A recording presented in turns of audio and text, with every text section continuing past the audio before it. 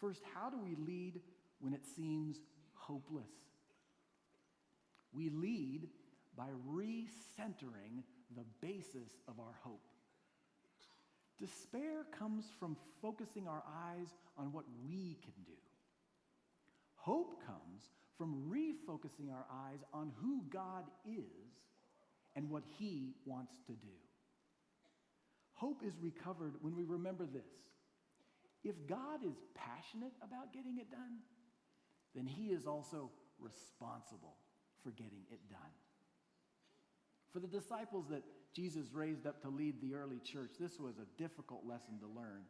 And in fact, if you want to see hopelessness, look at the disciples when Jesus told them to feed 5,000 people. Do you remember this story? Jesus has been teaching for a long time, right? And the disciples go to Jesus because everybody's getting hungry, and the disciples say, "No, Jesus, why don't you send everyone home now so they can get themselves fed?" And Jesus, He doesn't want to miss out on the fun of this situation. And so He says to the disciples, no, you guys just feed them. And the thing I always love about the disciples is that they're always just so patient to explain to Jesus what He doesn't understand about the situation. And they say, "Oh, Jesus, we would love to do that, but there's 5,000 hungry people. And it would take a half year's wages to be able to do that. And, we just really don't have that kind of cash on us today. So back to you, Jesus." See, it's interesting because there was nothing unclear about what it is that He asked them to do, right? But they looked at the magnitude of the need, and then they looked at their own puny resources, and they thought, well, this can't have anything to do with me. So then what does Jesus say? Very interesting. He simply asks, well, what do you have? Well, they don't have nothing, and so they have to bring forward what they do have, which, if you remember, it's the little boy with the sack lunch that his mom had packed for him to go hear Jesus, and it's got 5 loaves and 2 fish.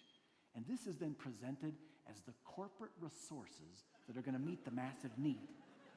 And this is where the Apostle Andrew enters the conversation, because I think he has a graduate degree in public policy from Harvard or something. And he looks at the 5 loaves and 2 fish, and he says, "What are these among so many?"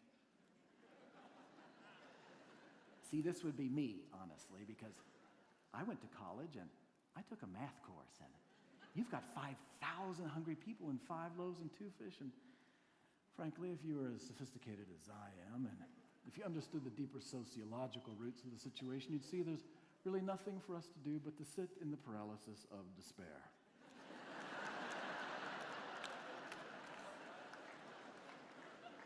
But what does Jesus say? He simply says, "Give it to me. What do you have? Will you give it to me?"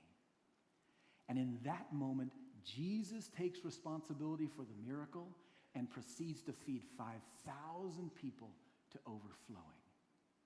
You notice He didn't ask the disciples for what was needed. He simply asked them for what they had, and would they give it to Him so that He could do the miracle.